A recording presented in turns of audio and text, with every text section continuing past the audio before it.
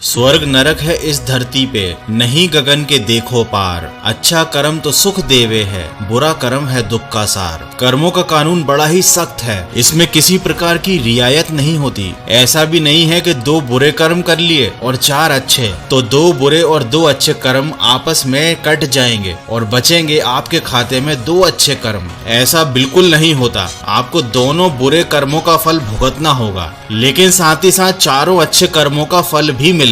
यही कारण है कि इस दुनिया में ऐसा कोई भी नहीं है जिसकी जिंदगी में केवल सुख हो या फिर केवल दुख ही दुख हो। सभी की जिंदगी सुख और दुख का मिश्रण होती है। हाँ, पिछले कर्मों के अनुसार किसी को दुख ज्यादा और सुख कम है, तो किसी को सुख ज्यादा है और दुख कम। जब हम विचार करते हैं तो पाते हैं कि कर्म किस प्रकार बनते हैं। हमारे कर्मों का आधार हमारे विचार हैं। हमारे मन में प्रतिपल कोई न कोई विचार चलता रहता है। प्रतिदिन हजारों विचार मन में आते और जाते हैं। कुछ विचार एक ही बार आते हैं तो कुछ कई बार आते हैं, और जो विचार हमारे मन में बार बार आता है हम उस पर अमल कर लेते हैं और वह कर्म में परिवर्तित हो जाता है। यदि हमारे मन में अच्छे विचार आएंगे तो वे अच्छे कर्म बन जाएंगे, बुरे विचार आएंगे तो नतीजा बुरे कर्म होंगे। मन में हमेशा कोई न कोई विचार आता ही रहता है, मन कभी शांत नहीं बैठता, और इसी तरह हमारे कर्मों का सिलसिला भी चलता ही रहता है। इसीलिए संत समझाते हैं कि अगर इस जन्म में और अगले जन्म में सुखी होना चाहते हो तो मनसा वाचा कर्मणा,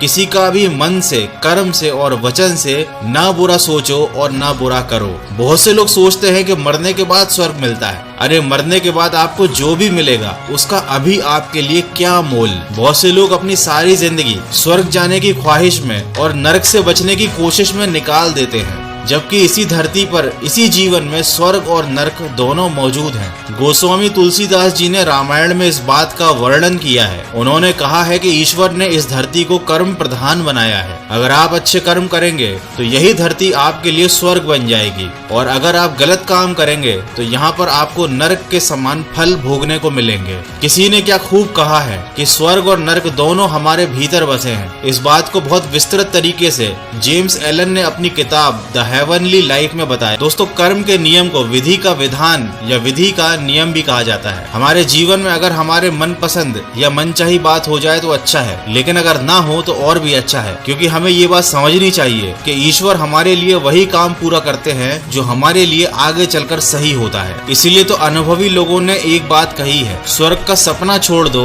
नरक जाने का डर छोड़ दो। कौन जाने क्या पाप क्या पुण्य, बस किसी का दिल ना दुखे अपने स्वार्थ के लिए, बाकी सब कुदरत पर छोड़ दो और पूरे जी जान से सफलता की ओर प्रयास करो। जिंदगी में तब तक भागते भागते काम करो जब तक सोते सोते पैसा आना शुरू ना हो जाए। हमारी कमजोरियां हमें कमजोर साबित नहीं करती, बल्कि ये बताती हैं कि हमें और ज्यादा कोशिश करने की जरूरत है।